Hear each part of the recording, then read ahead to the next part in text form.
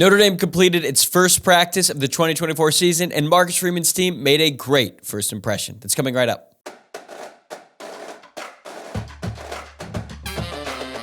You are Locked On Irish, your daily podcast on the Notre Dame Fighting Irish. Part of the Locked On Podcast Network, your team every day. What's up, and welcome into another edition of Locked On Irish, your daily Notre Dame podcast. Today is Wednesday, March 13th, and thank you for getting your day started right here by making this your first listen of the day.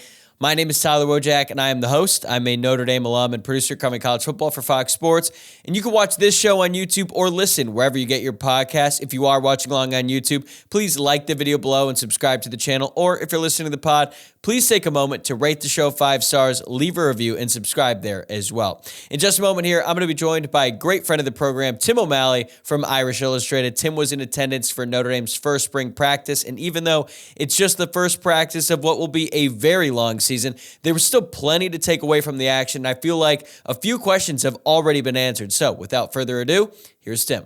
It's great to have him back. Tim O'Malley from Irish Illustrated is back with me here to talk about Notre Dame's first real practice of the 2024 season. And Tim, I'd like to start with this. Now that you've seen this team practice without pads for about an hour and a half indoors, is it national championship or bust this season or what? I mean, I think we know everything we ever need to know about a team when they go out there and aren't allowed to hit each other. But that is the first practice is fun because you do get to see a lot of one-on-one, 7-on-7, and that's what I think you can sit there as a non-coach and watch. You can see one-on-one coverage, who wins those battles, who's interested in winning those battles.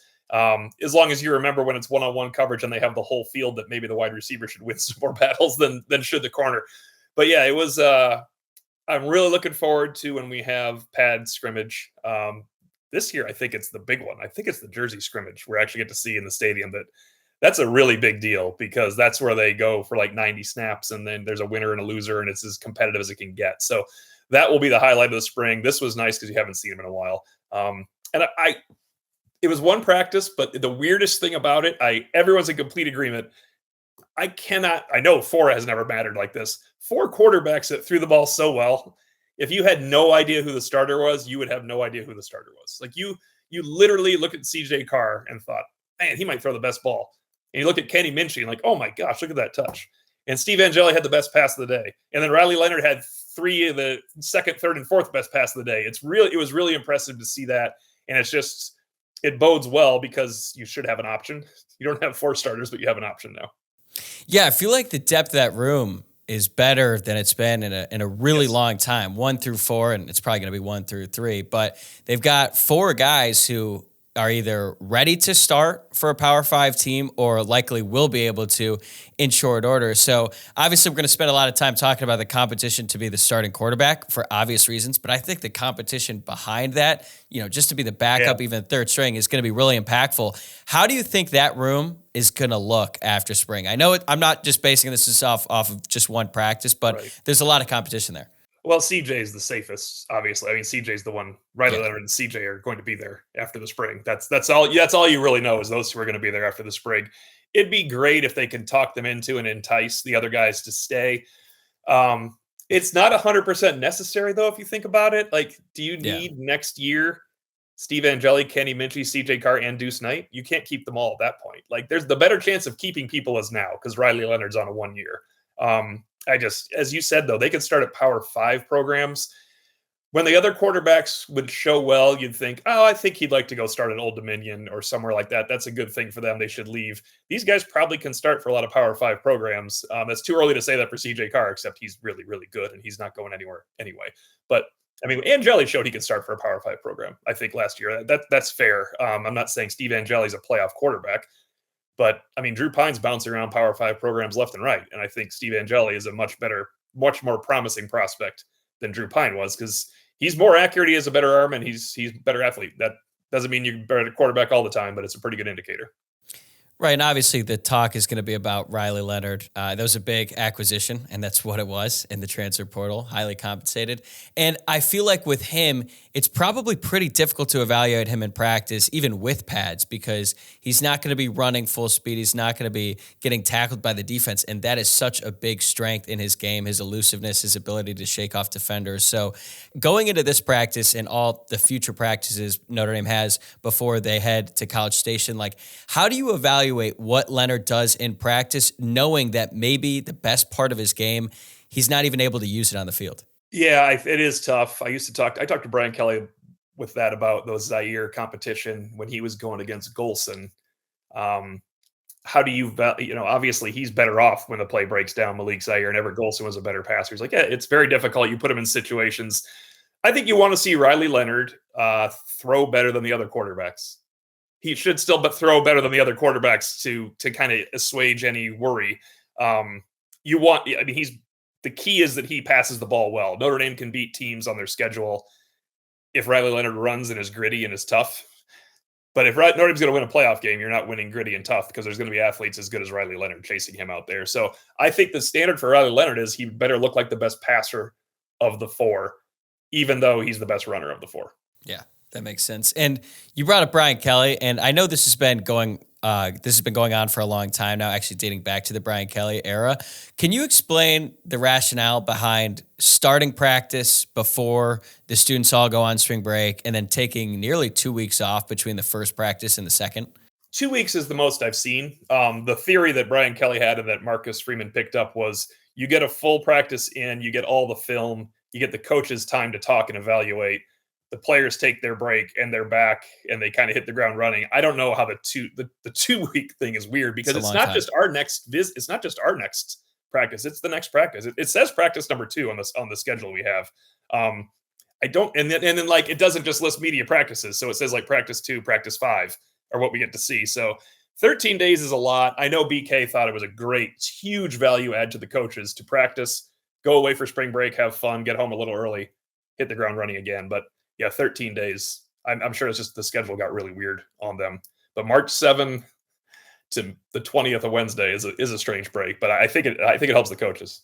Yeah, I was thinking about it. Maybe part of it is to make sure that all the players don't get a little too carefree on spring break now that they've already kind of started. There's always Saturday morning practices during spring break too. If you ever noticed that, not during spring break, during the spring. Yeah. So like they practice mornings, so they make sure they practice Saturdays, Tuesday, Thursday, Saturdays, or whatever they do. They have to be out there on Saturday because that kind of curtails everything that could happen. Yeah, and personally, it makes me feel better about how much time I'm going to spend talking about that one practice because I know that the coaching staff is clearly doing the same thing. Like, they value it a lot too. All right.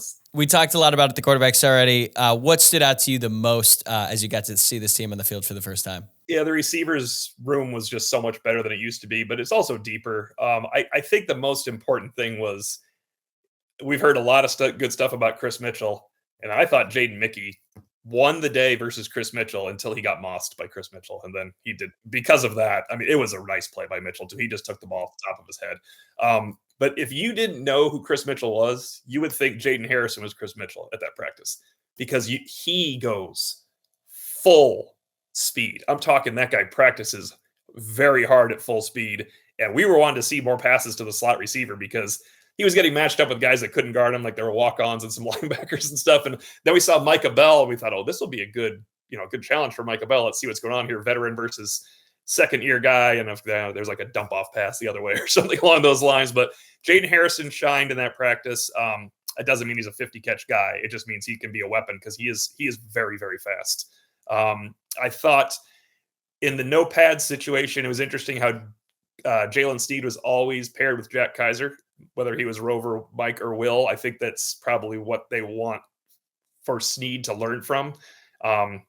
I thought Marcus Freeman put Sneed on the spot a little bit in his press conference when he said, I looked over at Jalen and realized this is your third spring. It's time, because we feel that way, but it makes more sense when it's more of an impact if a coach says that too. He is really fast. I just don't know the position for him. I'm sure they'll find one because he's so fast sideline to sideline. He's a guy to watch. And then if I didn't know the linebackers at all, I would think Jaden Osberry was the most versatile guy out there. He looked great in the first practice. Again, he didn't have to square up and tackle anybody, but he did time a blitz from Will linebacker very well and knock down the pass. He did align linebackers with like making sure freshmen and other players were aligned because he was playing Mike at the time.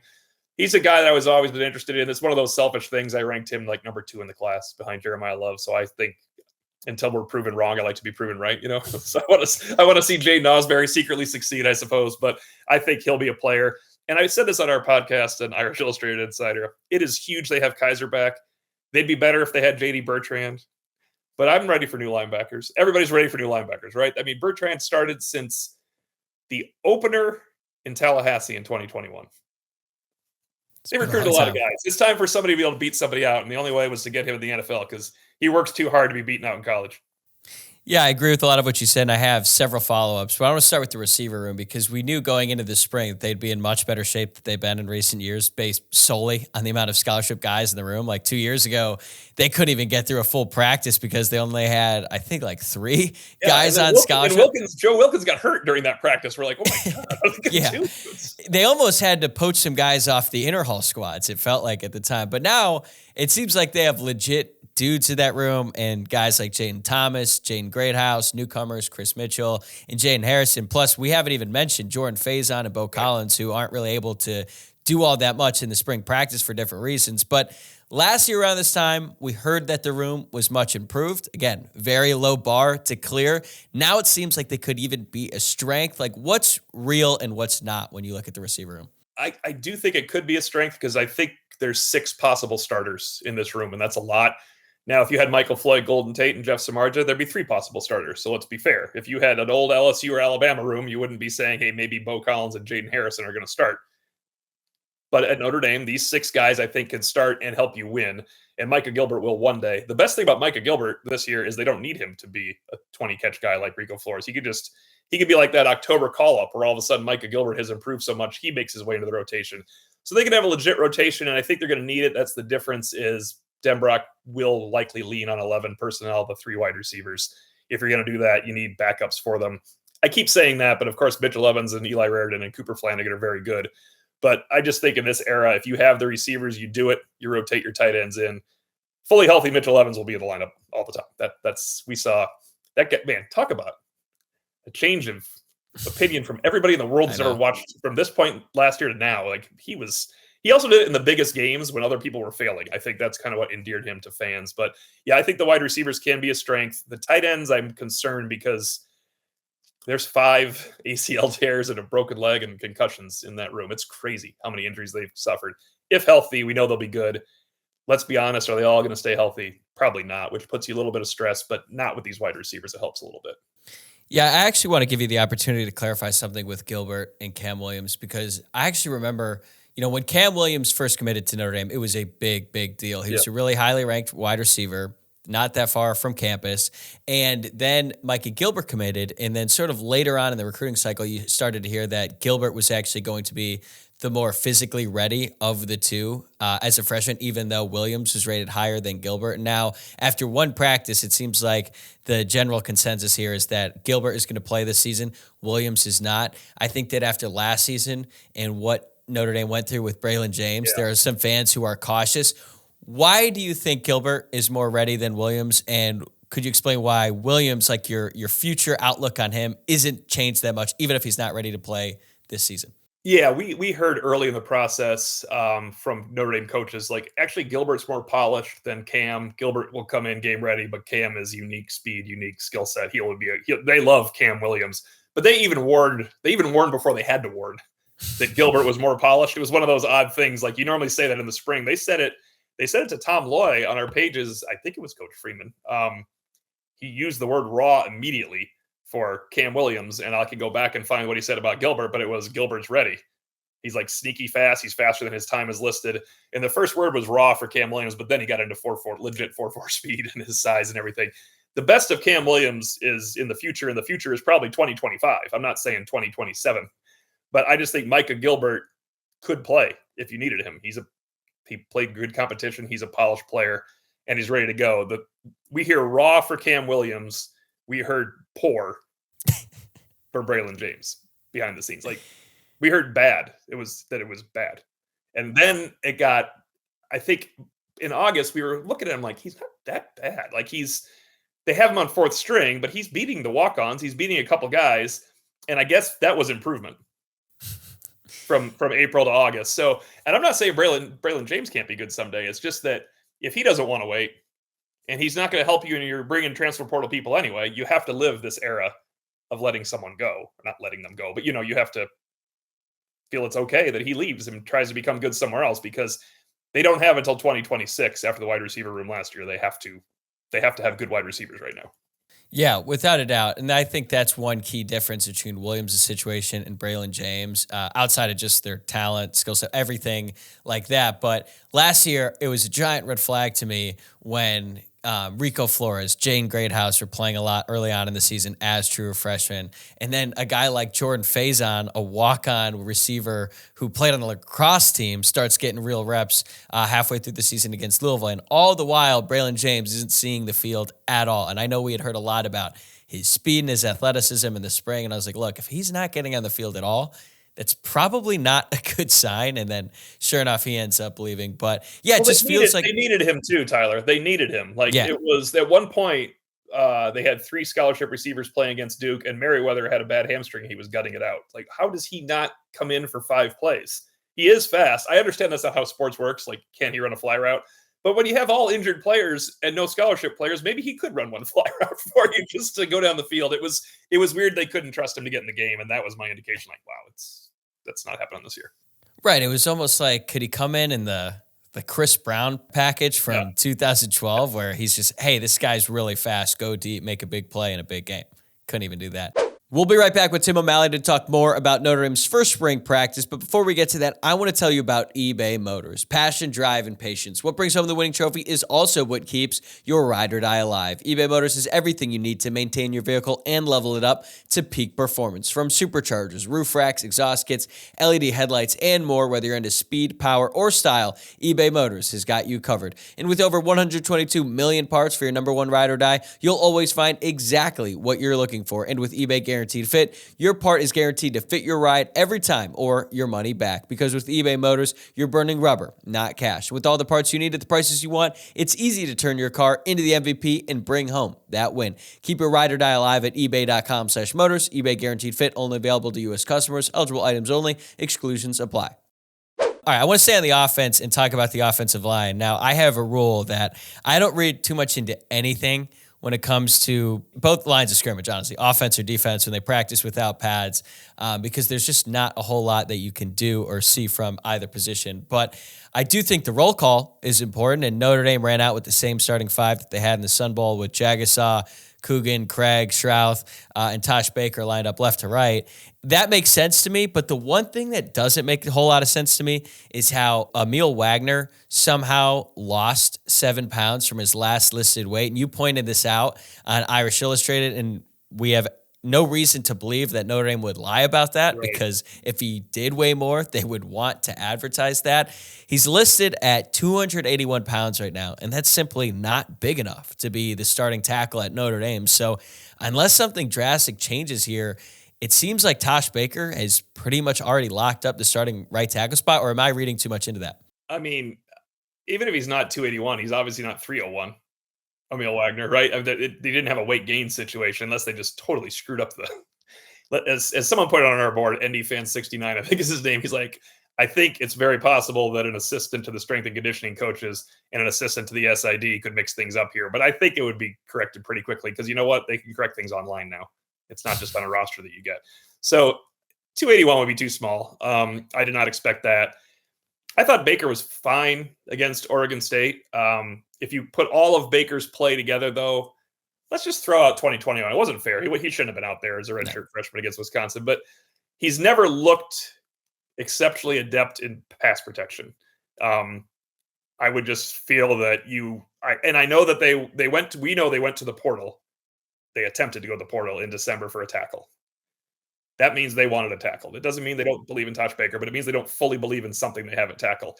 I just think they have to go back and look again in April. I know tackles don't grow on trees, but if you could find guys like rated, now if you just look at ratings, think of the past. If you just look at Tyler Buckner, Lorenzo Styles, Prince Colley, all leaving, and Lorenzo and Logan Diggs, all leaving at one spring. Notre Dame can find a tackle somewhere, can't they? They can augment the situation. It doesn't mean he's better than what you had in Blake Fisher. Maybe he's a solid tackle that could get you through some games. I would believe they would effort to find another tackle. Baker, they need Baker though. They obviously enticed Baker to stay. Yeah. I think they clearly want Baker to succeed, and maybe he'll be in a position now where when he has first string reps all the time, he can do that. Yeah, I feel like with Wagner, I genuinely feel bad for him if he's just not able to hold weight, because I think having to gain weight is a lot harder. Now, it's different from person to person, obviously, but gaining weight in the process to do so, you've got to be eating all the time, waking up in the middle of the night to have protein shakes. Like, you hear about all these linemen who are trying to get to 300 pounds, and sometimes it's a struggle, man. So I feel bad for him, but it's just like, you just can't really be 281 pounds and be a starting tackle. I agree. I think so we're not hammering Tosh Baker. Like, I really think if they didn't think Tosh Baker could play, they would have let him go. They would have gone crazy for a portal tackle. It would have been like where they would have really paid for a portal tackle, a situation that where the NIL money would have had to come to find a tackle, maybe before RJ opened, even in that situation. So they must believe in him a little. And it's also hard. Like, if we're gonna throw away Wisconsin, Oregon State was missing their starting defensive ends of the game too. Like, it's so hard to rate what Tosh Baker has done on the field. We want a clean slate. It'll be fun to watch him in pads. It's definitely not fair to talk about the one rep we talked about with Jordan Patel. I mean, he might have just come off the snap. You have 4 different quarterbacks snapping the ball. The cadence might have been off, but CJ Carr would be dead. I'm sticking with that. Legally dead. Jordan Patello has grown as a human for not unleashing on red jersey CJ Carr. Well, I'm glad CJ Carr is still with us today. I feel like we've kind of covered it with the offensive line. I think actions are going to speak louder than words with Notre Dame. Like, if they are shopping in the portal, that's one thing. I think they should do that no matter what happens after the spring, even at tackle, even if Jagasaw and Tosh Baker look good. But if they end up adding a guy who, maybe started sparingly in the past and wasn't even that good, but if they add him, then I think the red flag goes up, because it's like, oh, now you're just taking a guy. You're not even taking someone who looks like he could be a quality starter. Like, at this point, I think I'd even take the Kane Madden version. I don't know. We'll see how it all works out. There's plenty of time between now and then. And again, this was just one practice without pads. But I want to switch over to the defense and follow up about Jaden Osberry, because I'm really excited about his potential. You said you had him as the second highest rated prospect in his class. I'm just not really sure where he fits into the rotation next year. Like, is it at Will? Is it at Rover? But could you see a scenario with him where he's just so good that they have to get him on the field, whether that means moving Jack Kaiser to Mike or moving him to Mike? Like, is he a rotational guy no matter what? What do you think the outlook is on him for this season? I do think they're rotational guys no matter what, in Bowen, Sneed, Osberry, augmenting Kaiser. And it's easy to do this room right now because there's only a couple other guys after that at this point. But I feel like Osberry, I talked to Kaiser about this. I feel like Osberry's versatility, it can sometimes hurt you in terms of cementing a role. And I know Kaiser was talking about himself through Osberry. He's like, yeah, some guys can play Rover and Mike and Will, and they don't play any of them. Then they end up getting 10 snaps a game. And you're like, what the hell? And so I know he was insinuating that. I think they will try to put the best complement to Kaiser on the field. So if it's Kaiser at Mike and Osberry, or Sneed at Will, or if it's Bowen at Mike and Kaiser at Will. And then Rover is such a strange position because of the nickel. I think when you do base Rover, it can be Jalen Sneed because he's attacking the line of scrimmage in that role, and he can also defend the flat. When you're doing Rover against a team that could stick 4 receivers out there and you're asking Jalen Sneed to run down and cover a slot receiver, that's not fair. So then you have to go nickel. And remember, I did ask Coach Bulla about using Rover more, and he kind of said we use Rover more than most people, but it's a nickel world. He said the nickel is the world. So I think they're going to go with that. I know we all like the linebackers because they're young and interesting, but I feel like they're playing mostly the nickel this year again. Yeah, I get that. And I think when it comes to Kaiser, moving him inside, he played that one game inside last year. I'm trying to blank which one, when J.D. Bertrand was out with an injury. And Jack Kaiser played a little bit more. It wasn't his best game of the season. I don't think that what he's best suited for, but maybe it's different now that he's sort of like the veteran in the room and there's a lot of young guys. So maybe he'll be better suited for that next year, and that could open up the door for Osberry. I knew I forgot a name. KVA also. If KVA can play next to Kaiser, then he will get a chance to do so. Tyler, it's a great point you bring up, though. I think without being asked, Bulla mentioned Kaiser being stronger in a way that he can stay up more. And I think he was referencing his start at Mike, like he's a different linebacker now. So hopefully that's true. Obviously you want Jack Kaiser out there in any way, shape, or form. So maybe they're thinking we got to keep that Mike option open too. Today's episode is brought to you by FanDuel. Say goodbye to busted brackets because FanDuel lets you bet on every game of the tournament. Whether you're betting on a big upset or a one seed, it's time to go dancing on America's #1 sportsbook. Right now, new customers get $200 in bonus bets if your first $5 bet wins. That's $200 to use on point spreads, money lines, and you can even pick who's going to win it all. Just visit FanDuel.com/lockedon and bet on college hoops until they cut down the nets. All right, I can't believe it's taken us this long to get to Benjamin Morrison and his practice because based on everything I've read and heard about, he was by far the best player on the field. And I actually had this thought over the winter that has Benjamin Morrison become almost underrated because Xavier Watts took up so much of the spotlight when he started racking up an interception seemingly every game throughout the last half of last season. Then Morrison goes out, makes maybe the greatest interception anyone has ever seen in the first practice of the year, and it was a great reminder of how truly special he is. So, this is probably going to be his last season with the Irish before he heads to the NFL. Let's fantasize a little bit. What do you think his ceiling is for Notre Dame this season? I mean, he just that pick was truly amazing. Like the whole place just reacted to it. You don't see that very often. It was a remarkable athletic play. His ceiling is best cornerback in the country. And we don't know every cornerback in the country, but he has a body of work that can argue that he is headed that way. Now, I thought Cam Hart one-on-one was just as good as Benjamin Morrison last year, but Morrison has a little bit tougher job there on the boundary going one-on-one. Cam Hart has a little safety help over the top. Cam Hart was a fifth-year senior also, to be fair. Benjamin Morrison was a sophomore. It is one more year for Benjamin Morrison. He is going to be one of the best corners of the country. He'll test well. His arms go for days, which is important at corner. He's tall enough. He's never not made plays. Remember, he was in there like play number 2 in Columbus as a true freshman. And that's when you realize. I thought that was a mistake. Yeah. It's like, wait, who is 20? Yeah. So, I mean, he could have a great year. And the good news is they have to test him because the other side will be fine. I mean, Christian Gray, I think, will win that job. But Jaden Mickey, they actually both had really good days, Christian Gray and Jaden Mickey. So I shouldn't even say Gray had a better day. Mickey had the one issue. But I think Gray's a better player and prospect than Mickey, but you have to find a role for Mickey. You absolutely need to find him. I just don't know which one can back up both positions. Like, can Gray back up boundary and field better than Mickey could, which means Mickey could be your technical starter, but Gray gets just as much time? You got to take Morrison off the field once in a while. Right now they have Clarence Lewis, by the way, back at corner behind him.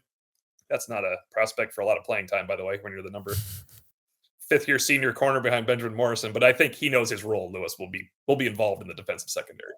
Yeah, he'll be in on those dime packages. I was pretty surprised that Marcus Freeman essentially anointed Jordan Clark as the starting nickel before he even practiced. Did that catch you by surprise? Yeah, except I think they brought him in for that, and it's the spring, so people have choices to make still in life.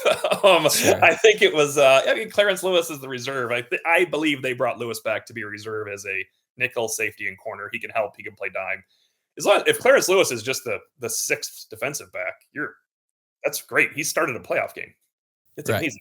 I know. He started against Clemson back in 20. He had to come in for Tariq Bracy. Right. One of the most obscure career paths of any Notre Dame player that I can remember. If he sticks around after spring practice, he's part of the team in the fall. He is too. I really think he will. It's a quality guy to have as your number 6, and obviously it's not a playoff number 2. That's the best way to look at it. You obviously want him on the roster given his experience and all of his everything that he's done for the team. But Notre Dame is in a really unique position, especially for them and considering their history with defensive backs. They could potentially have 2 Thorpe Award semifinalists this season in Morrison and Watts, which is it's crazy to think about.